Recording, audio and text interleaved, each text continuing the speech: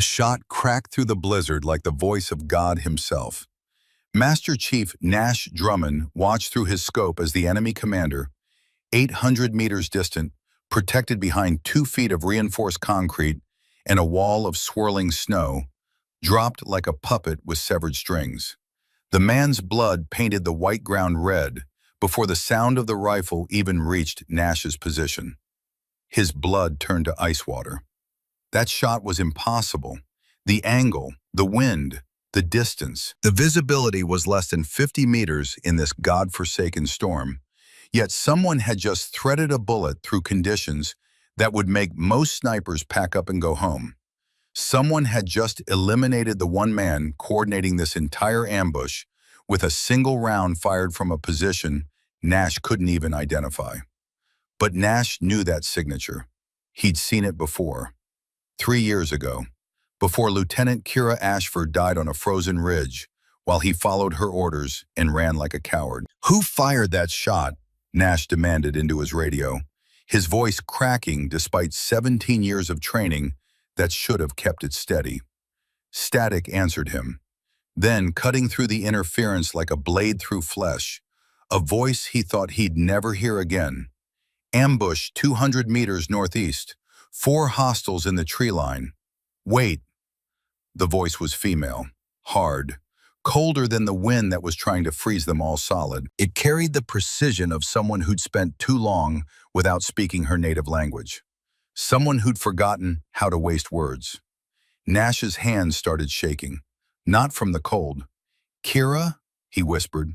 A pause, then with something that might have been dark amusement. "You always followed instructions poorly, Commander. I said wait, not whisper like an idiot." The convoy hit had been textbook perfect, too perfect. Nash had known something was wrong the moment the first RPG turned their lead vehicle into a fireball. But by then, it was already too late.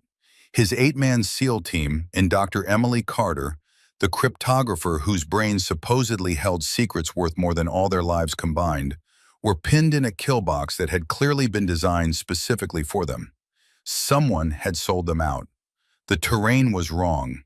The intelligence was wrong. Everything about this extraction mission had gone sideways so fast that Nash barely had time to process it before Petty Officer Derek Lawson was screaming in his ear.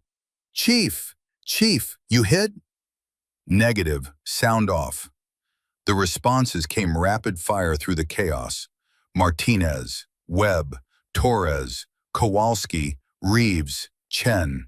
7 voices, 7 men still breathing in a world that was doing its absolute best to kill them all. 2 others weren't responding. Nash had seen why. Their bodies lay crumpled near the burning vehicles, torn apart by the initial strike. Good men, young men, men with families who would receive folded flags and empty promises about honor and sacrifice. 8 operators down to 7 in 90 seconds.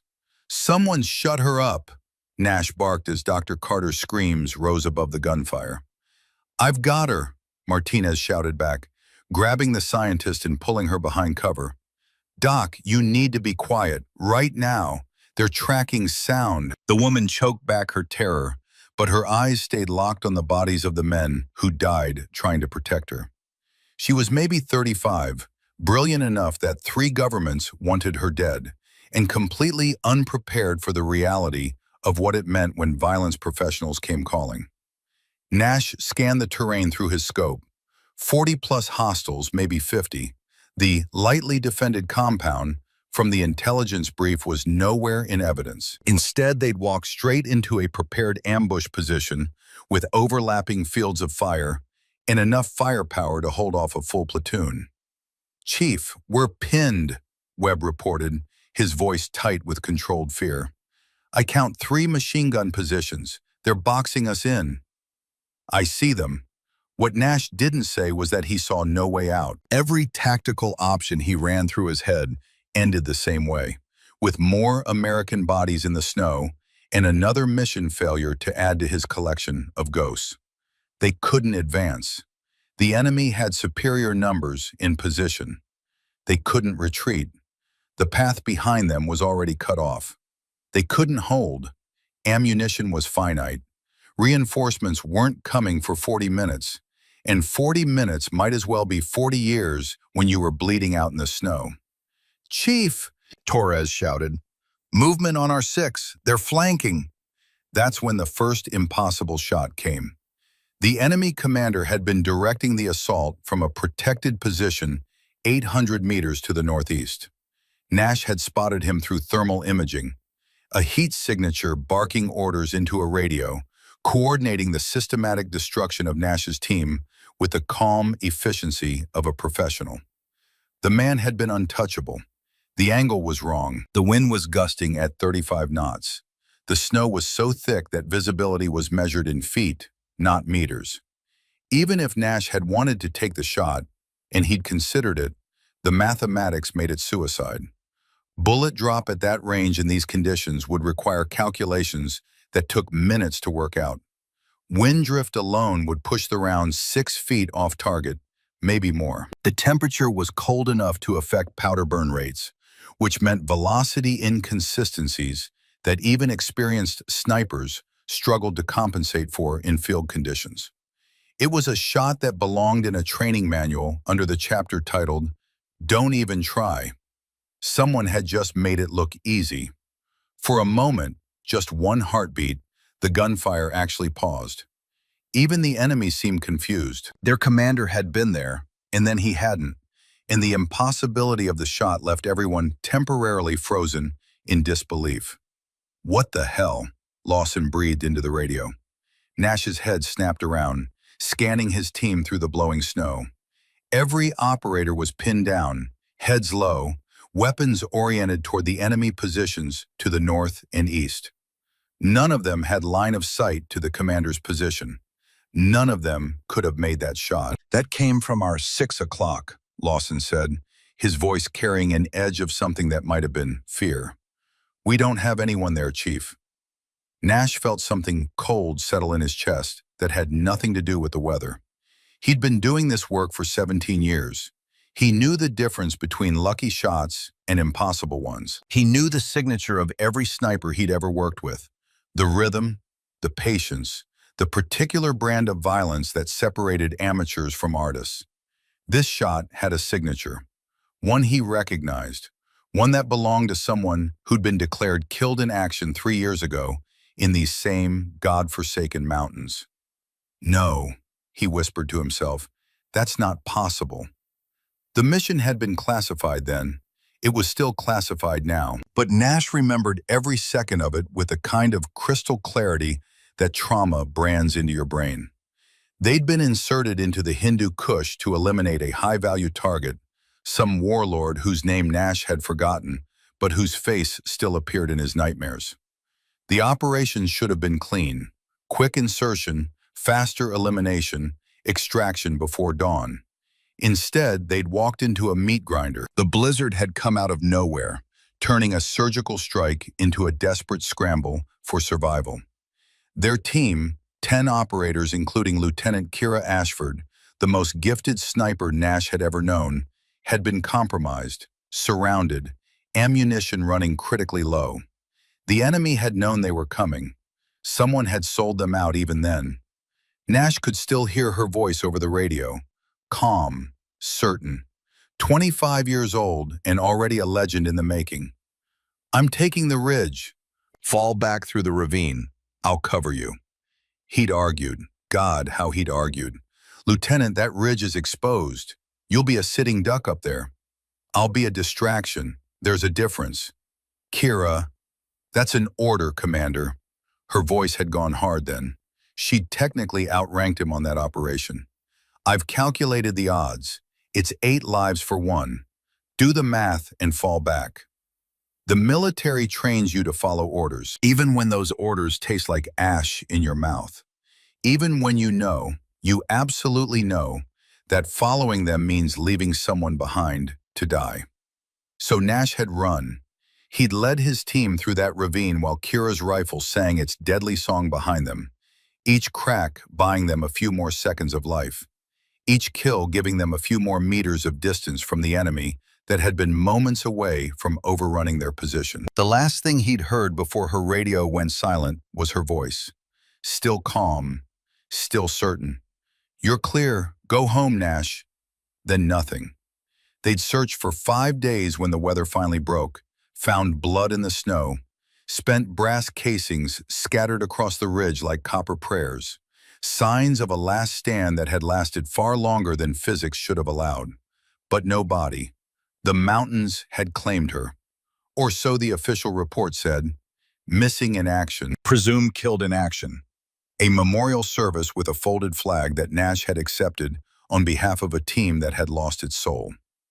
Back at base, after the memorial service, Nash had met with Colonel Garrett Blackwell, the old CIA operative, 62 then, already showing signs of the heart condition that would eventually kill him, had pulled Nash aside. "She was the best I ever trained," Blackwell had said quietly, his voice rough with emotion that 17 years in the shadows hadn't quite managed to eliminate. "And I sent her to die." "You gave the order?" "I advised it. Tactically sound. 8 lives for one. The math was clear." Blackwell's voice had cracked. "But that doesn't make it easier. Doesn't make it right." He'd handed Nash a card, a contact number, nothing else. "If you ever hear anything at all, about unusual sniper activity in that sector, you call me, immediately." "Sir, she's gone." "Maybe, but Kira Ashford doesn't die easy. I trained her too well for that." Blackwell's eyes had held something Nash couldn't quite identify. Hope? Desperation? "I spent 2 years teaching that woman every dirty trick I learned in 40 years of CIA operations. If anyone could survive what we put her through, it's her." Nash had kept that card for 3 years. Never called it. Never had a reason to. Until now. He'd carried the weight of leaving her behind every single day since. The guilt was a constant companion, a voice in his head that whispered in the quiet moments between missions. "You ran. You left her. You're alive because she died." The second shot came from a completely different angle. Whoever was out there, and Nash's brain was screaming that it couldn't be, it absolutely could not be Kira because she was dead. She'd been dead for 3 years. Had repositioned across hundreds of meters of brutal terrain in less than 60 seconds. The round found the heavy weapons specialist who'd been setting up a PKM machine gun on their eastern flank. The man dropped without even the chance to scream. "Contact!" Webb shouted, spinning toward the new angle. "Contact our 6. "Wait, that came from behind us too." "There's no one behind us." "Then who the hell is shooting?" Torres demanded, his voice rising with panic that 17 years of training couldn't quite suppress. That's when Nash's radio crackled, not on the standard frequency, on an old encryption protocol, one that had been retired 3 years ago when its primary user was declared killed in action. The signal was weak, barely there, but the pattern was unmistakable. 3 short bursts, 2 long, 1 short, a path marker. Nash's hands were shaking so badly he almost dropped the radio. He pulled out his GPS unit, and there it was, a route plotted through the frozen marshland that stretched to their east. A route that avoided the obvious paths where ambushes would be waiting. A route that showed safe ice, solid ground, natural cover. No one could have this intelligence without real-time observation from an elevated position, without intimate knowledge of this terrain, without having spent years, 3 years, studying every inch of this frozen hell. "Is someone guiding us?" Dr. Carter asked. Her scientific mind was starting to override her terror, looking for patterns in the chaos. "Yes," Nash heard himself say, and then, more quietly, to himself, "someone who's supposed to be dead." Kira Ashford had been 22 when Nash first met her, fresh out of advanced sniper training with scores that made instructors shake their heads in disbelief. She could read wind patterns better than meteorologists. She could calculate bullet trajectories in her head faster than most people could work a calculator. She had a gift for the rifle that bordered on supernatural. But what had made her special, what had made her legendary, wasn't just the technical skill. It was the way she thought about the rifle as a tool of strategy rather than simple violence. She called it pruning, cutting away the branches of command until the entire tree collapsed on its own. Nash had watched her clear an enemy strongpoint from 800 meters out, picking off targets through window frames with shots that seemed to violate the laws of physics. Had seen her hold an extraction point for 9 hours straight, her rifle never cooling, her concentration never breaking. Had seen her do things that made other snipers retire out of shame because they knew they'd never reach that level. She'd saved his life twice before the mission that killed her.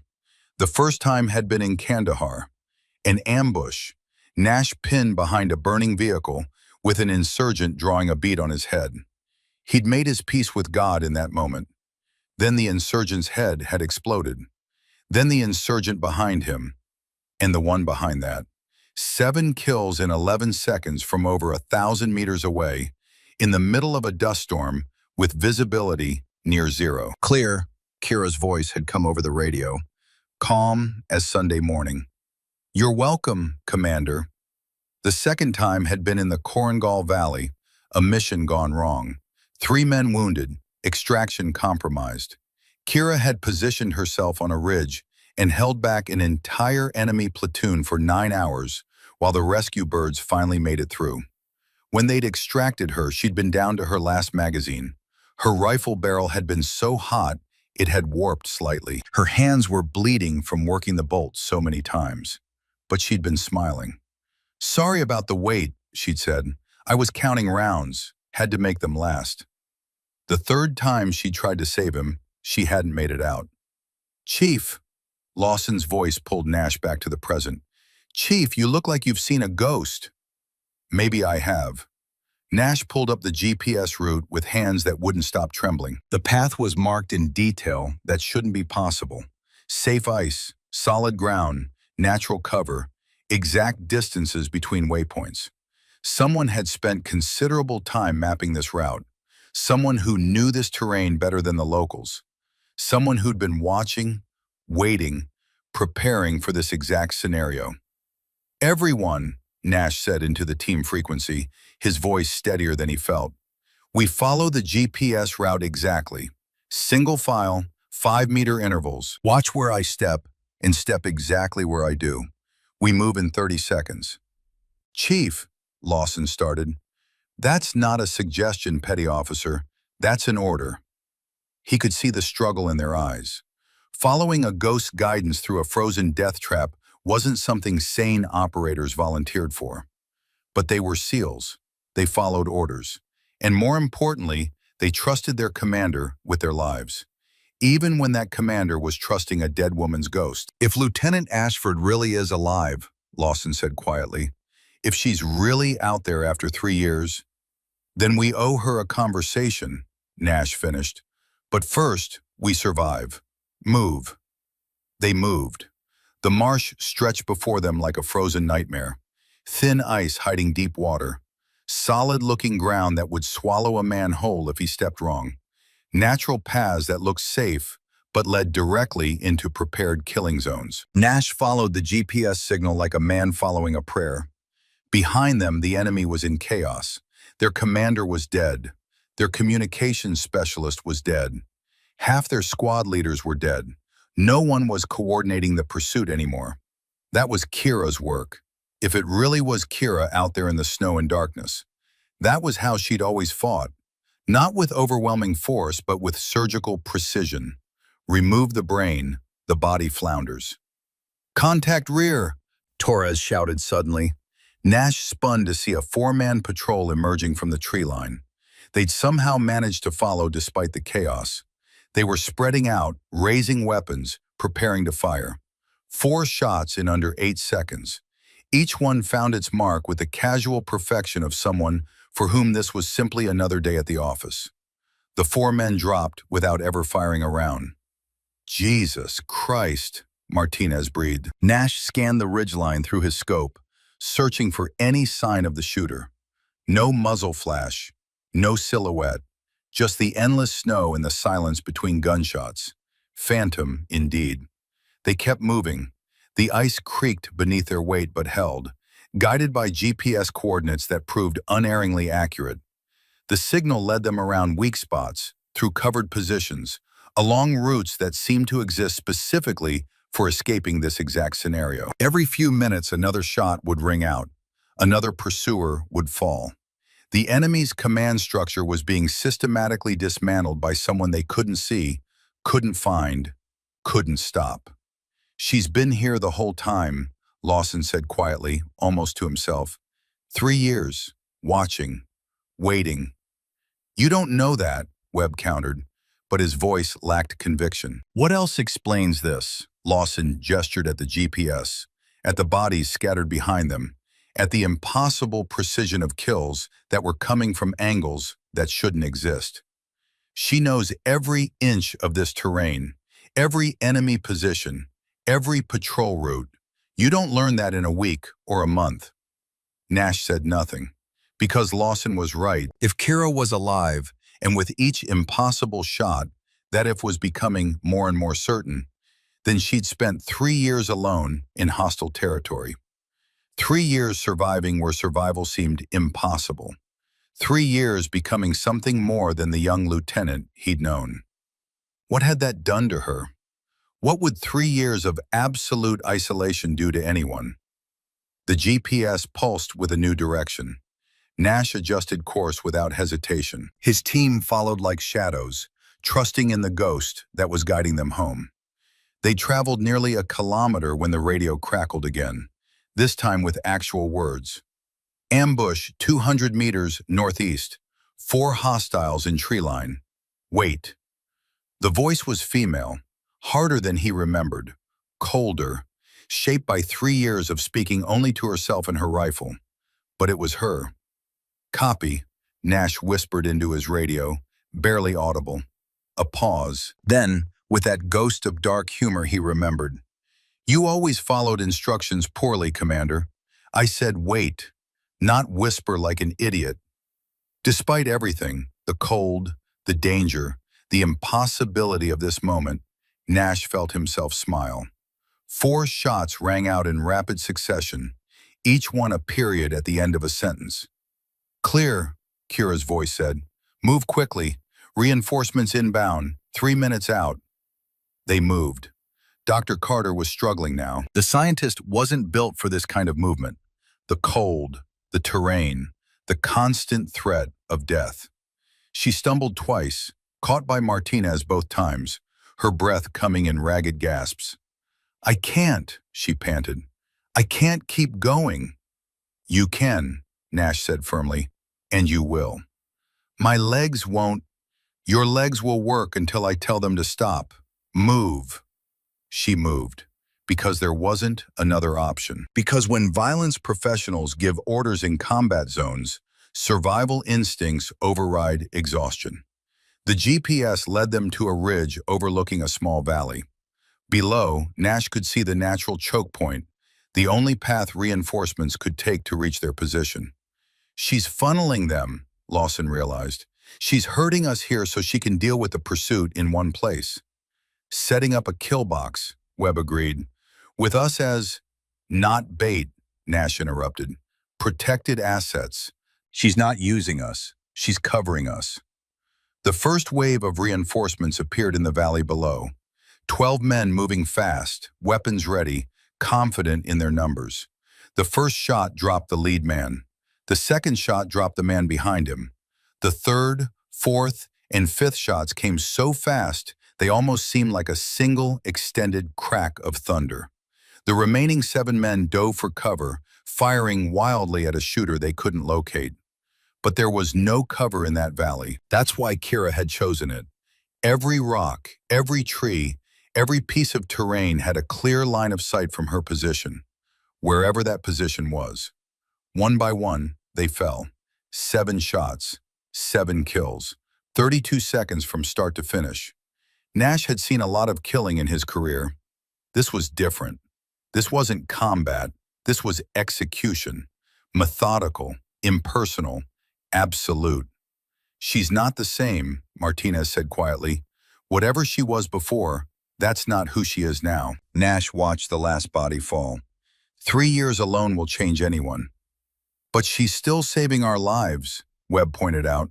That has to count for something. The radio crackled. Move now. Safe house 1 click northeast. Follow the markers. They moved. The safe house turned out to be a cave system carved into the mountainside. Invisible from the air, defended by natural choke points that would turn any assault into suicide. Inside, they found evidence of long-term habitation, preserved food stores, water collection systems, weapons caches, maps covering every inch of the surrounding territory, marked with enemy positions, patrol routes, supply lines, and red X marks, dozens of them, each one indicating an eliminated target. She's been here the whole time, Webb said again, his voice hollow with understanding. This isn't survival, this is war. One woman against an entire enemy network, Lawson agreed. For 3 years. Nash found a journal near a makeshift desk.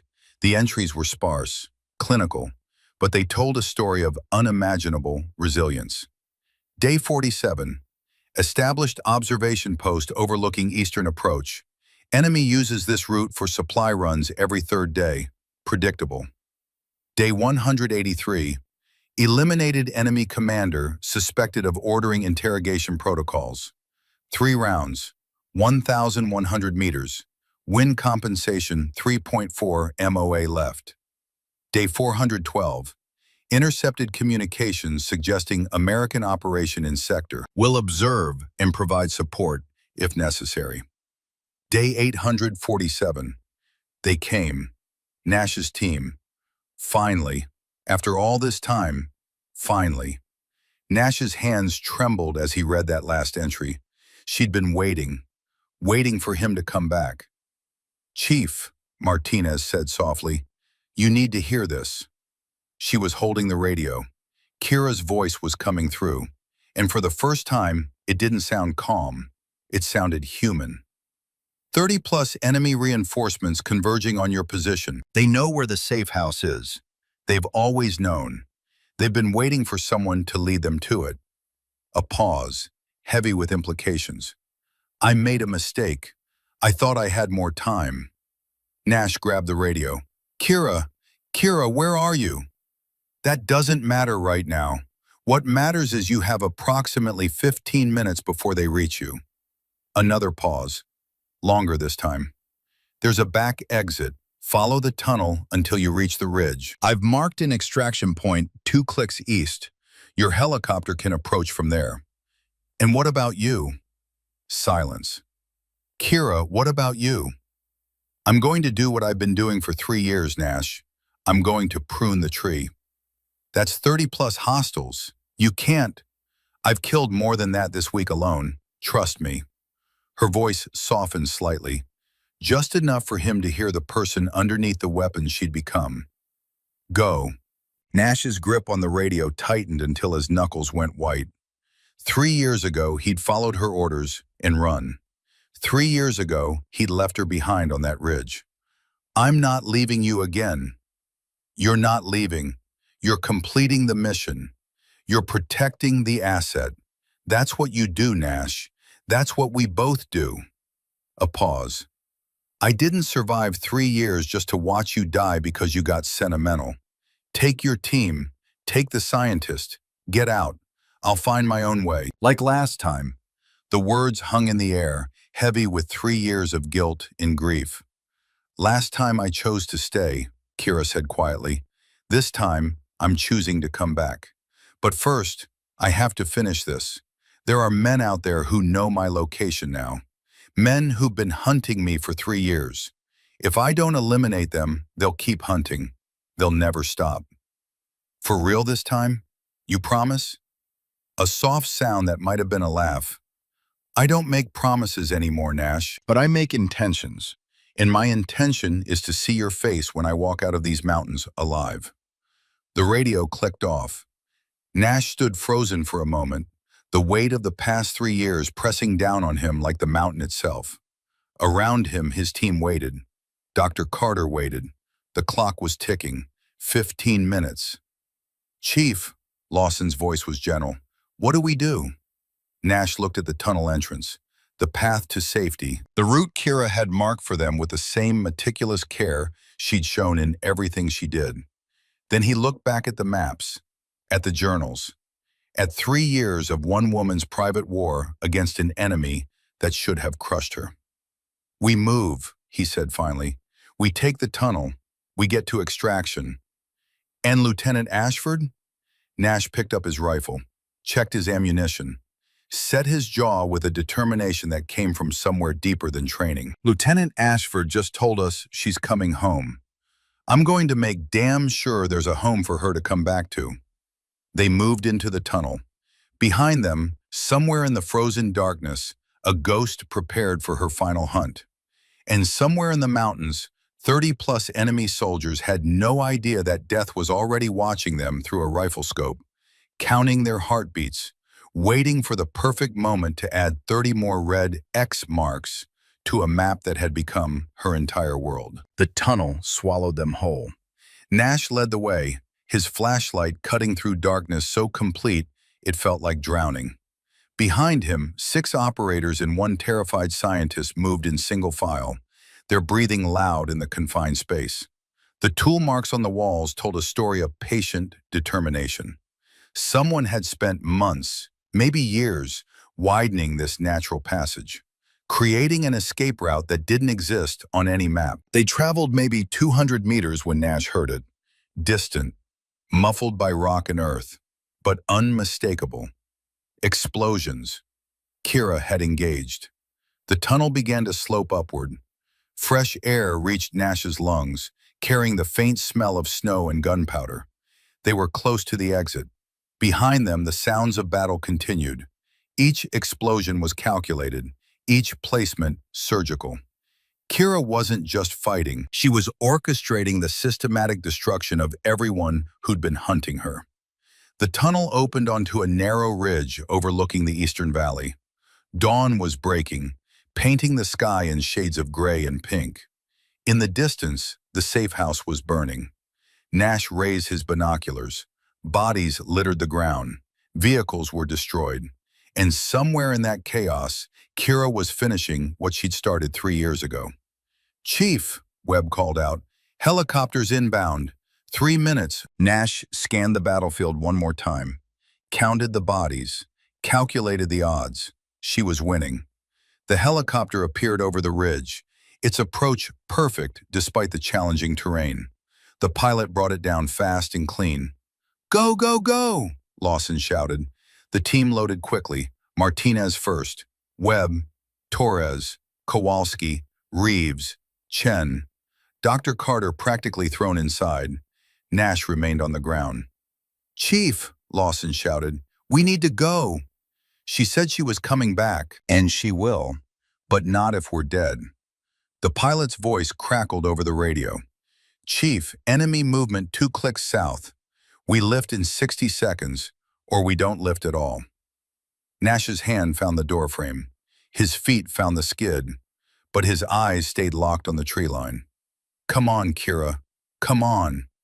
45 seconds. The fires were spreading now. If Kira was still in that inferno, 30 seconds. "Chief, we have to go." 15 seconds.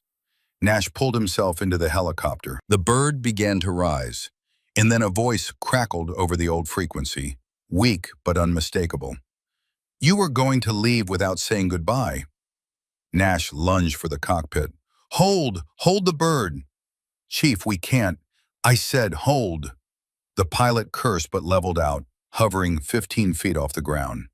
Nash grabbed the doorframe and leaned out. There, at the edge of the clearing, a figure emerging from the shadows, moving slowly, deliberately, like someone who'd been running on nothing but willpower for far too long. Kira Ashford walked out of the darkness and into the light. She looked like death walking. Her ghillie suit was torn and burned. Her face was covered in smoke and blood. Her rifle was slung across her back, the barrel still hot enough to shimmer in the cold air. But she was walking. She was alive. She was coming home. "Lower the bird," Nash shouted. "Get us down there." "Chief, we've got incoming." "Lower the damn bird." The pilot dropped them to 5 feet. Nash jumped before the skids touched snow, running toward Kira before he'd even found his balance. She stopped walking when he reached her. Just stopped, standing there in the snow, looking at him with eyes that had seen 3 years of hell and somehow found their way back. "You came back," Nash said, his voice rough with emotion he didn't try to hide. "I told you I would. You told me a lot of things 3 years ago. You told me you'd catch up. You told me to go home.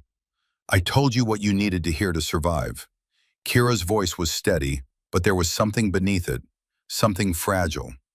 "If I'd told you the truth, you would have stayed, and you would have died." "What truth?"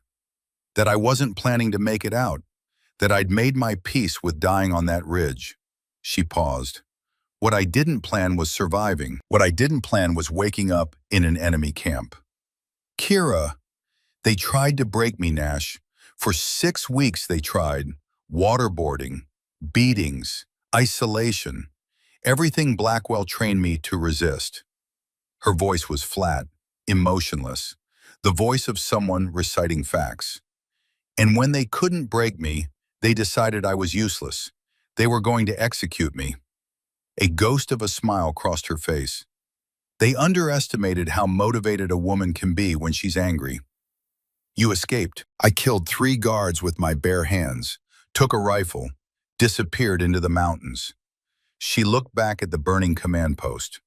"And I decided that if I was going to die out here, I was going to take as many of them with me as possible." 3 years. 3 years of hunting. 3 years of making them afraid of shadows. 3 years of waiting for a reason to stop. Kira turned back to him. "Now I'm tired, Nash. So tired. And I want to go home." Nash reached out and took her hand. She flinched. 3 years without human touch, but didn't pull away. "Then let's go home." They walked toward the helicopter together. The team made room. Kira collapsed into a seat, her eyes closing immediately. The helicopter lifted off, banking hard toward friendly territory. Kira's breathing slowed. Her grip on Nash's hand relaxed.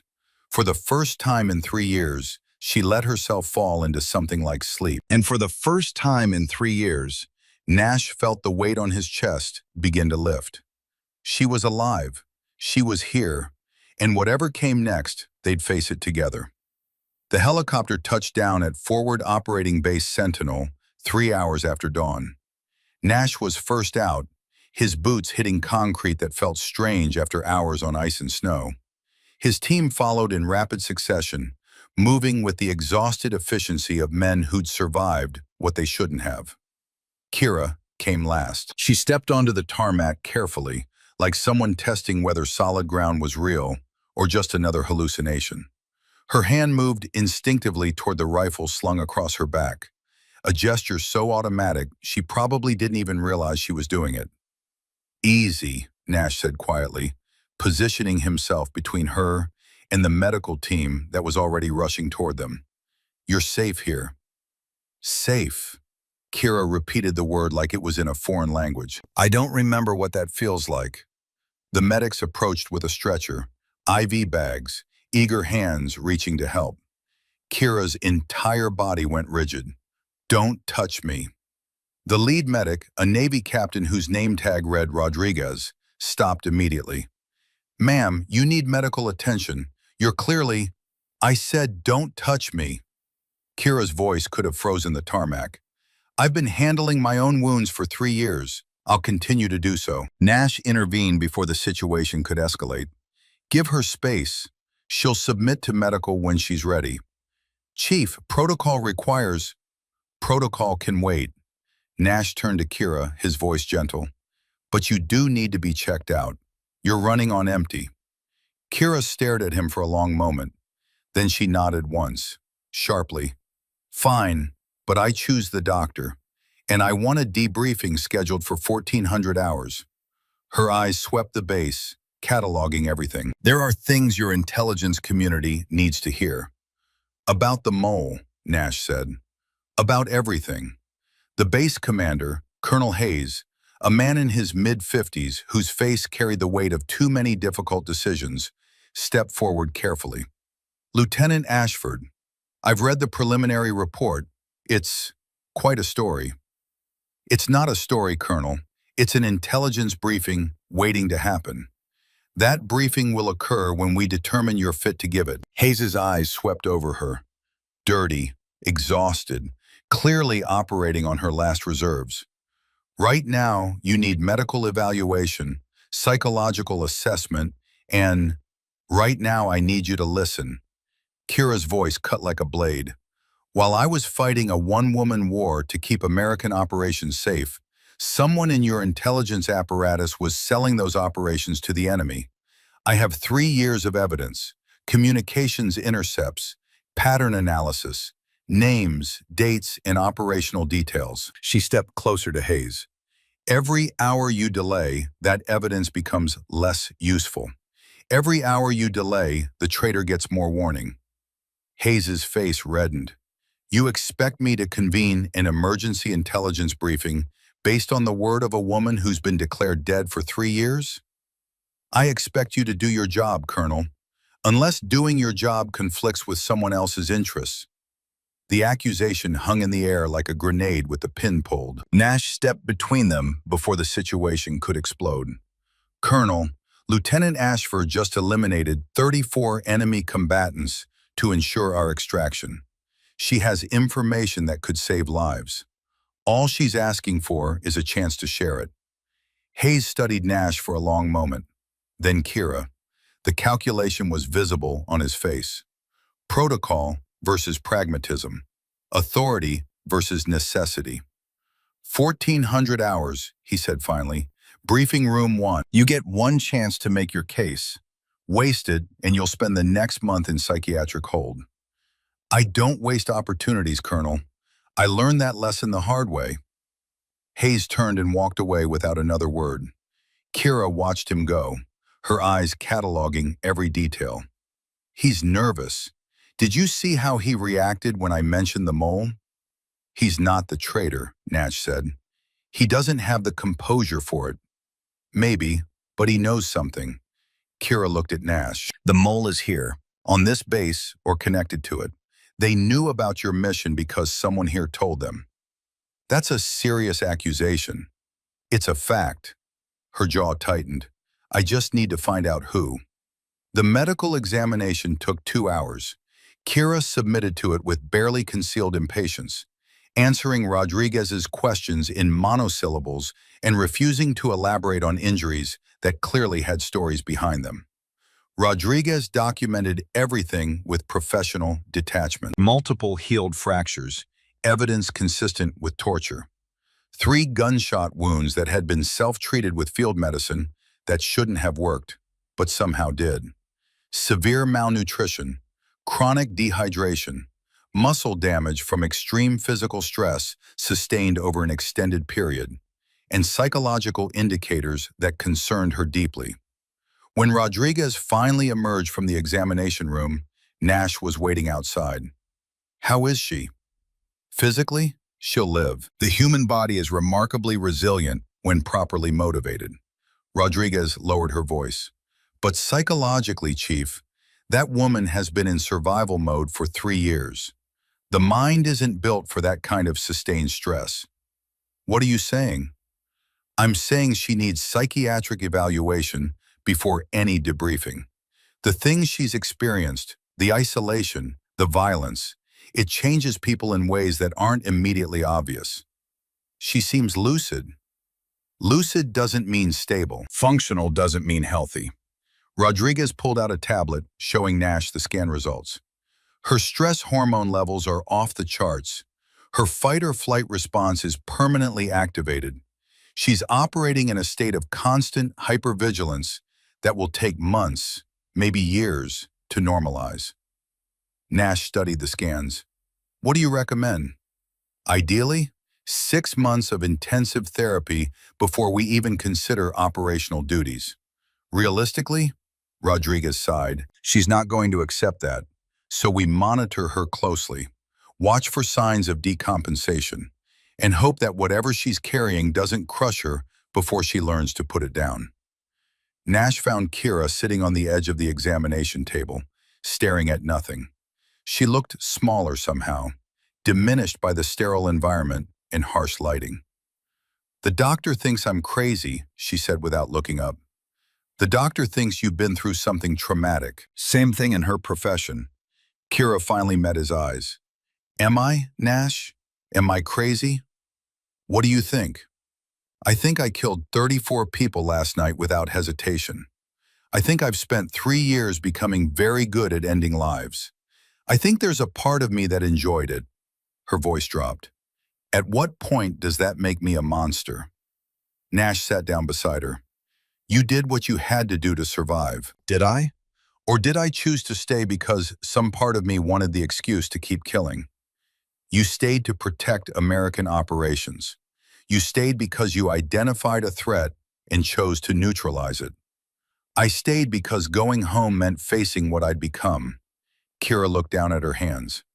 "Out there I knew who I was, a weapon, a tool, something with a clear purpose. But here, I don't know how to be a person anymore. Don't know how to exist when there's no one trying to kill me." Nash took her hand carefully. "Then we figure it out, together, one day at a time." Kira's fingers curled around his. The gesture was hesitant, unfamiliar, but she didn't pull away. "Okay," she said quietly. "Together." At precisely 1400 hours, Kira walked into briefing room 1. 18 people sat around the table. Intelligence officers from 3 different agencies. Military brass from every branch. A woman in civilian clothes whose cold eyes and perfect posture screamed CIA. And at the head of the table, Colonel Hayes, flanked by Deputy Director Claire Vaughn, a woman in her early 50s with blonde hair pulled back in a severe bun and a face that revealed nothing. Kira had been studying Vaughn since the moment she entered.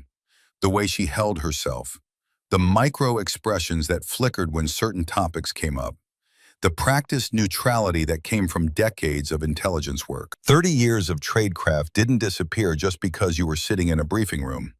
Nash stood in the corner, arms crossed, watching everything. Kira had insisted he be present. He was her anchor, her connection to the world she'd left behind. "Before I begin," Kira said, her voice cutting through the murmured conversations, "I want to make something clear. I'm not here to justify my actions.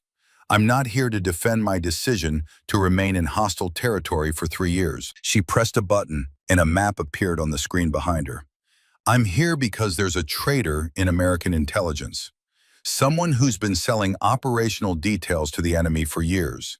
And if you don't find them, more people are going to die." The room went silent. 3 years ago, I was part of an operation that was compromised before we even landed. The enemy knew we were coming. They knew our routes, our timing, our objectives. My team was ambushed. I made the decision to provide cover while they extracted. She pulled up a timeline. I was captured 6 weeks later. During interrogation, my captors knew things about American operations that should have been classified. Patrol routes, communication protocols, details that indicated ongoing access to intelligence. Vaughn leaned forward slightly. "Lieutenant Ashford, you're suggesting—" "I'm not suggesting anything, Deputy Director. I'm stating facts." Kira's eyes locked onto Vaughn's. "After I escaped, I began monitoring enemy communications. Over 3 years, I documented a pattern. 17 American operations in this sector were compromised before execution." She pulled up a series of documents, communications intercepts, pattern analysis, correlation charts.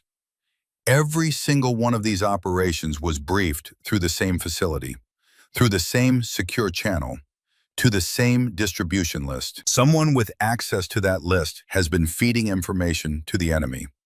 One of the intelligence officers spoke up. "This is a serious accusation. You're claiming that someone in this room—" "I'm claiming that the tradecraft I observed matches Russian SVR methodology from the 1990s. Whoever is doing this has been operating as a penetration agent for decades. They're skilled, experienced, and deeply embedded." Kira paused, letting that information settle. 18 months ago, I took a risk. I used a dead drop, one Colonel Garrett Blackwell set up during his CIA days, to send a coded warning about the leak. He was the only person I trusted with this information, the only one who'd understand the tradecraft I was seeing. Nash's expression didn't change, but Kira saw the subtle tension in his shoulders. She was dropping Blackwell's name for the first time, establishing his importance. The message was received, the confirmation protocol was activated, and nothing happened. Operations kept being compromised. Good men kept dying. "Why didn't you try again?" Vaughn asked, her voice calm and professional. "Why didn't you make direct contact?" "Because the only way my warning could have been ignored is if the mole intercepted it, or if the person who received it was the mole themselves." Kira pulled up another document. The dead drop confirmation came from this facility's skiff on April 15th, 2023. 4 people had access to secure communications that night. She highlighted 4 names. Captain James Moore died in a single vehicle accident 3 weeks later. Lieutenant Sarah Davis, transferred to Germany 6 weeks later, hasn't been heard from since. Sergeant Michael Kowalski, deployed to Iraq 8 weeks later, currently unreachable. Kira's eyes found Vaughn across the table. And Deputy Director Claire Vaughn, still here, still in a position of power, still with access to every piece of classified intelligence that flows through this sector. The room erupted. Voices rose in protest. Hayes was on his feet. The intelligence officers talked over each other. Through it all, Vaughn sat perfectly still. Her expression hadn't changed. Her hands were folded calmly on the table. And that told Kira everything she needed to know. "You're accusing me of treason," Vaughn said quietly, cutting through the chaos. "Based on circumstantial evidence and the fact that 3 other people are conveniently unavailable. I'm stating a pattern that could have multiple explanations." Vaughn stood slowly. "Lieutenant Ashford, I understand what you've been through. 3 years of isolation would make anyone see threats where none exist, would make anyone paranoid." She turned to Hayes. "Colonel, I recommend Lieutenant Ashford be detained pending psychiatric evaluation and a full investigation into her activities. She's clearly—" "No." The word came from Nash, and it stopped everyone cold. He stepped forward from his position against the wall. "With respect, Deputy Director, Lieutenant Ashford has provided credible intelligence about a threat to national security. Your immediate response is to silence her and question her sanity. That's exactly what a mole would do." Vaughn's eyes narrowed. "Commander Drummond, you're emotionally compromised. Your relationship with Lieutenant Ashford is professional. She saved my team's lives. She has 3 years of intelligence that no one else possesses. She tried to warn us 18 months ago about a leak that has cost American lives." Nash turned to the room. "The only question that matters is why. Why was her warning ignored? Why were 3 of the 4 people who could have received it eliminated or removed? And why is Deputy Director Vaughn so eager to discredit the one person asking these questions?" Hayes had been silent through this exchange. Now he spoke, his voice barely above a whisper. "I've been reviewing the same patterns Lieutenant Ashford identified. The correlation between compromised operations and Deputy Director Vaughn's access to intelligence." He looked directly at Vaughn. "I've had concerns about operational security in this sector for months. I just didn't have the evidence to voice them." Vaughn's composure cracked. Just slightly, a tightening around the eyes, a barely perceptible tension in her shoulders. "Colonel, you're making a serious mistake." "Maybe, but I'd rather make that mistake than bury another intelligence report." Hayes nodded to the MPs at the door. "Deputy Director Vaughn, you're being placed under administrative detention pending investigation." For a moment, Kira thought Vaughn might resist. Her hand moved toward her jacket, but Kira was faster. She crossed the room in 3 steps, her hand clamping down on Vaughn's wrist before anyone else could react. "Don't." Kira said softly. I've killed 34 people in the last 24 hours. One more won't cost me any sleep. Vaughn's eyes met Kira's. I'm detained. If I'm removed from my position, the real traitor will know. They'll run, disappear, and you'll never find them. Kira's grip didn't loosen. Who is it? I don't know, but I've been investigating for 6 months. I was getting close. Nash stepped forward. You're saying someone deliberately kept Lieutenant Ashford stranded?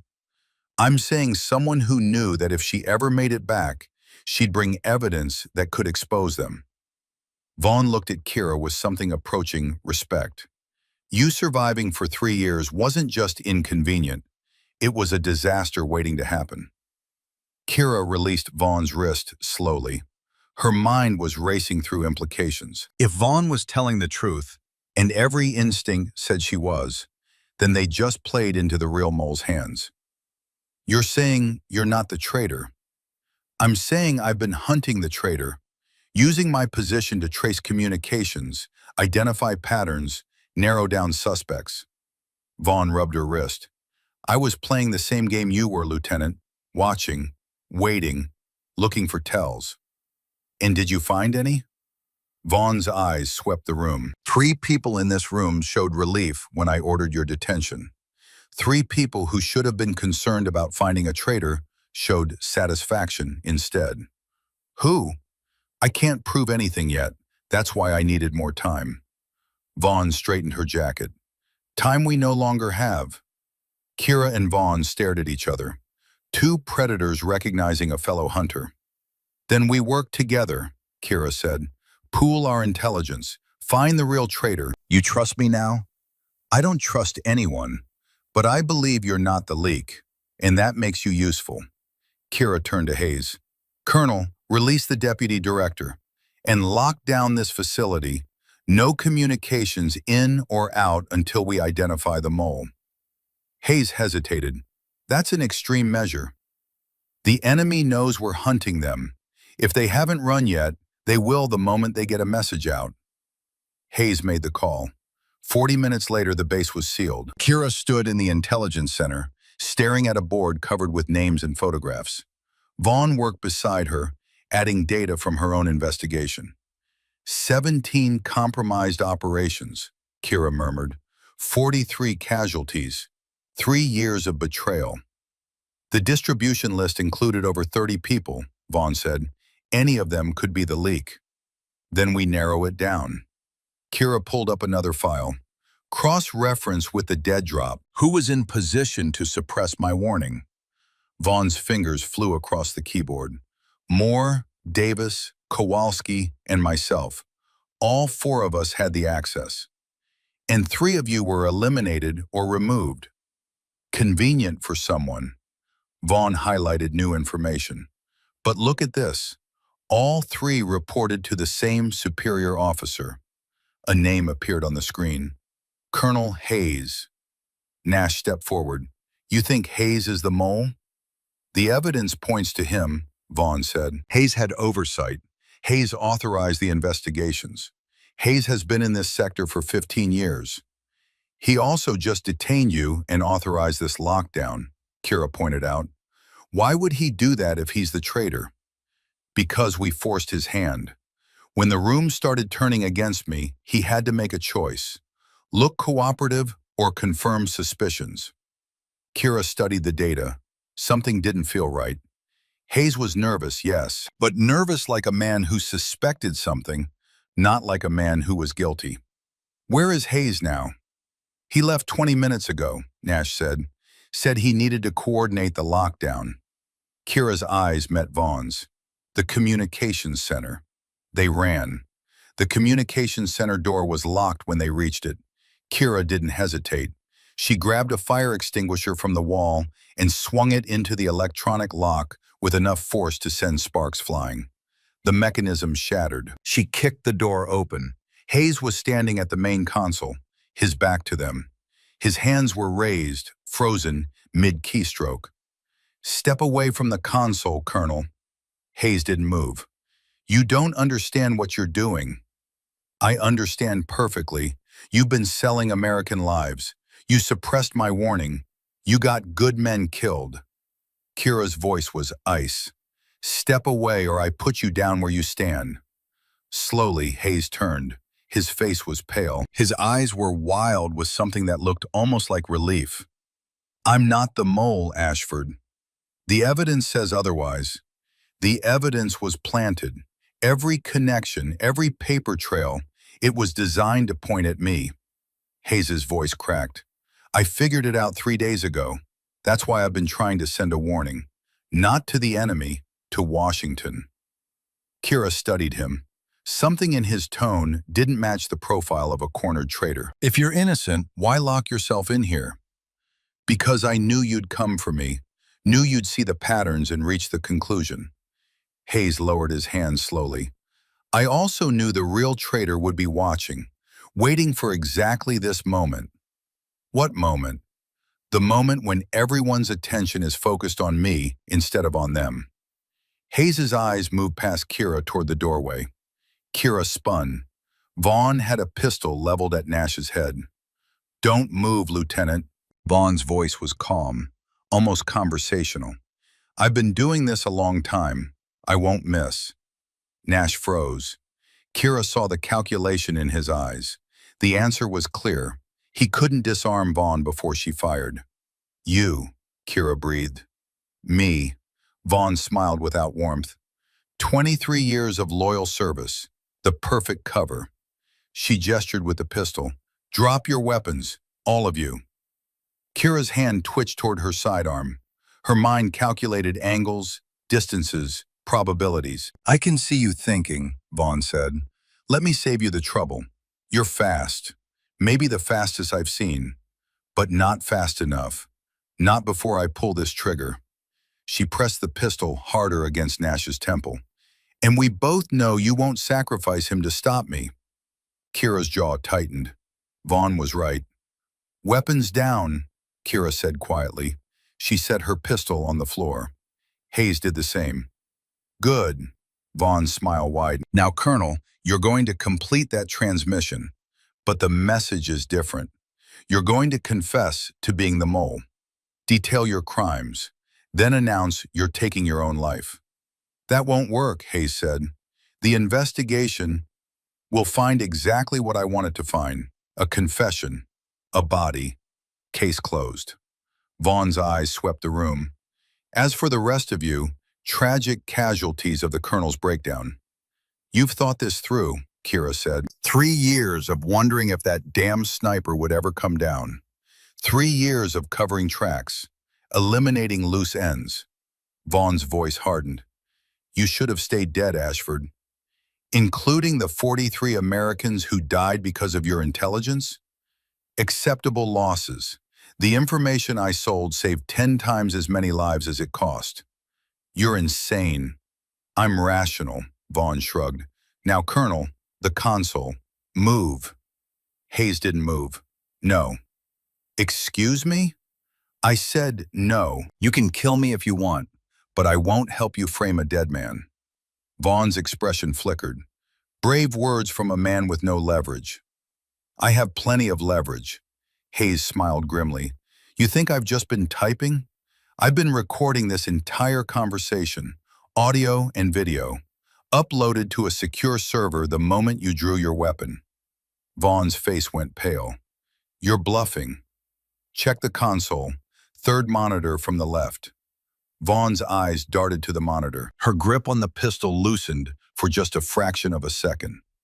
Kira moved. 3 years of survival had honed her reflexes beyond human limits.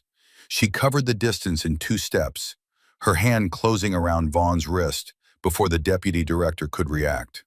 The pistol fired once. The bullet slammed into the ceiling. Then Kira twisted. Vaughn's wrist snapped with an audible crack. Vaughn screamed. The gun dropped. Kira kicked it away, then drove her elbow into Vaughn's solar plexus. The woman doubled over, gasping.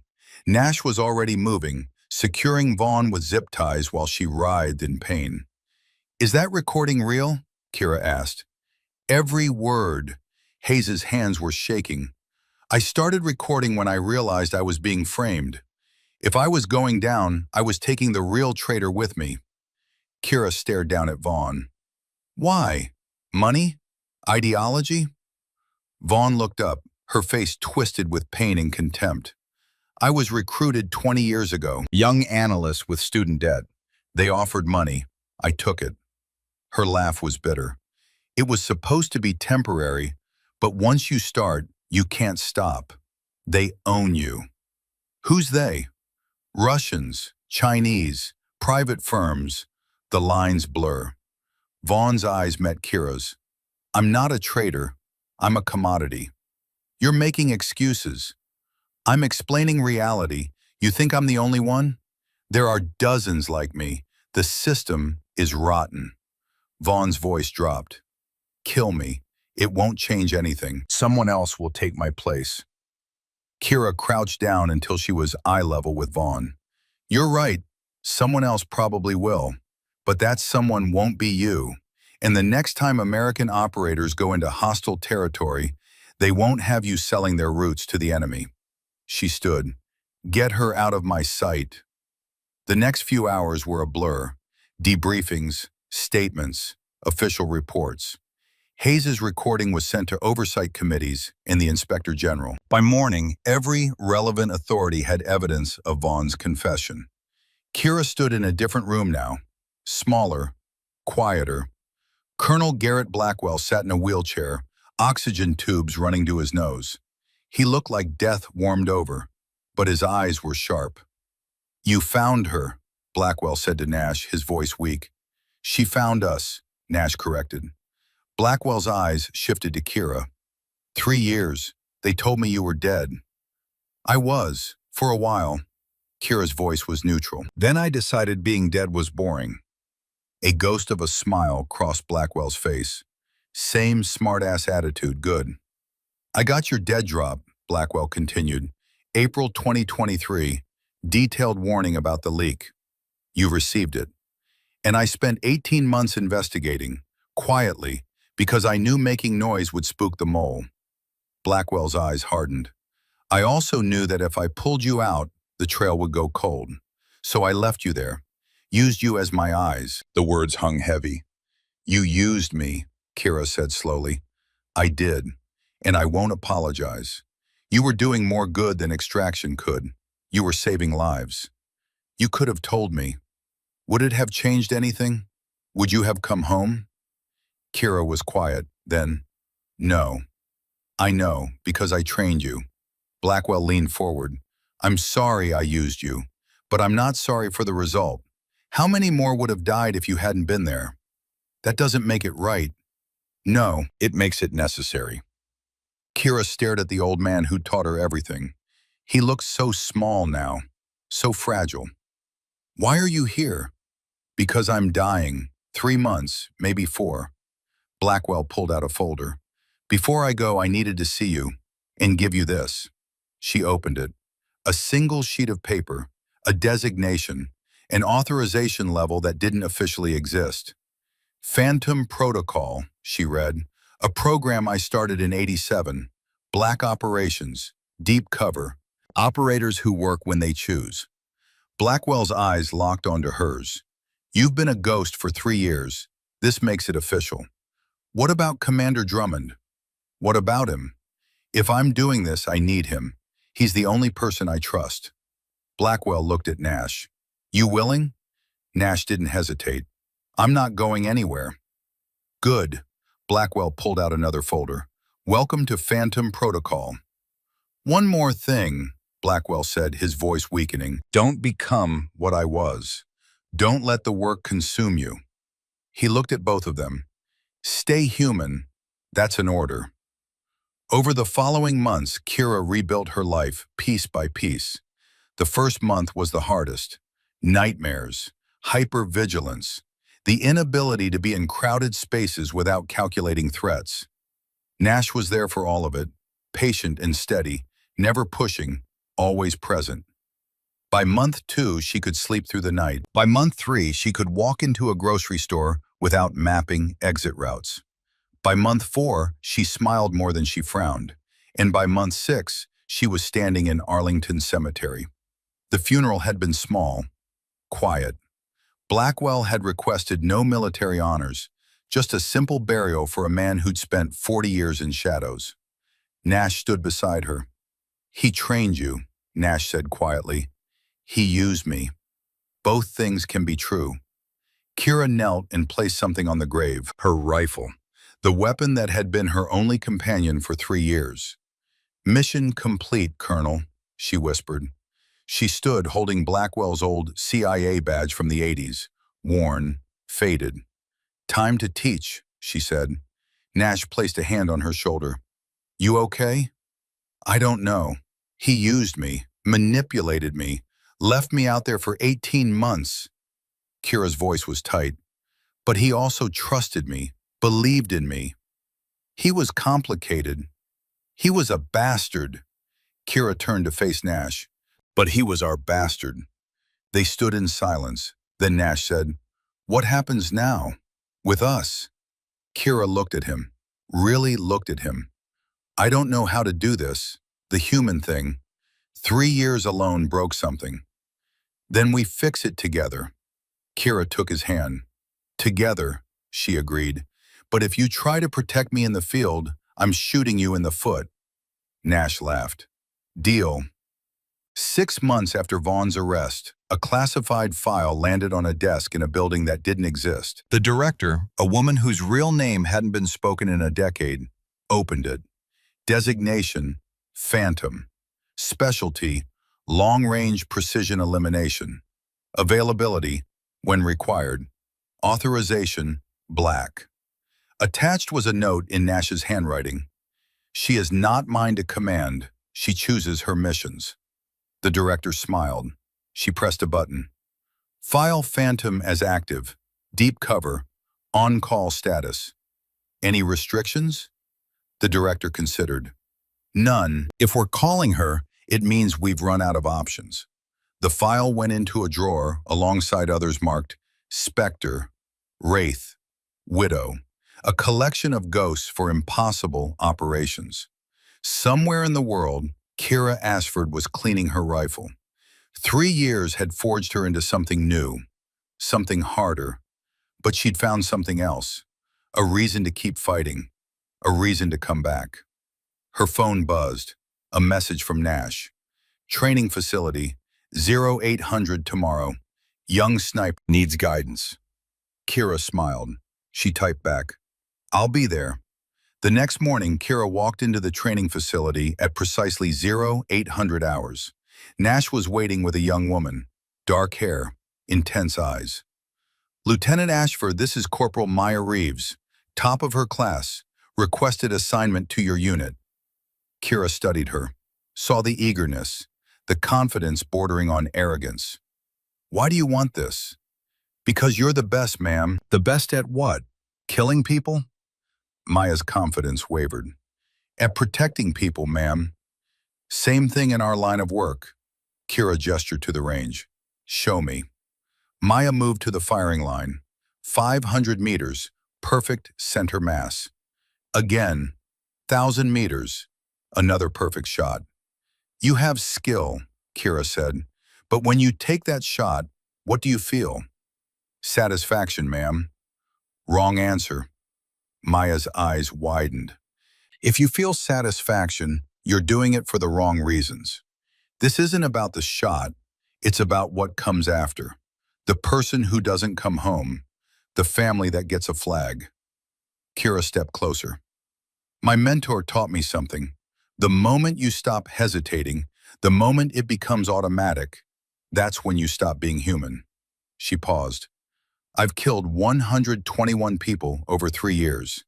I remember every one, their faces, the way they fell, the sound." Kira's voice was quiet but firm. "That weight, that memory, that's the price. If you're not willing to carry it, walk away now." Maya was quiet. Then, "I understand, ma'am." "Do you?" "The skill doesn't matter if we lose ourselves. The skill keeps us alive. The humanity makes us worth keeping alive." Kira handed Maya a rifle.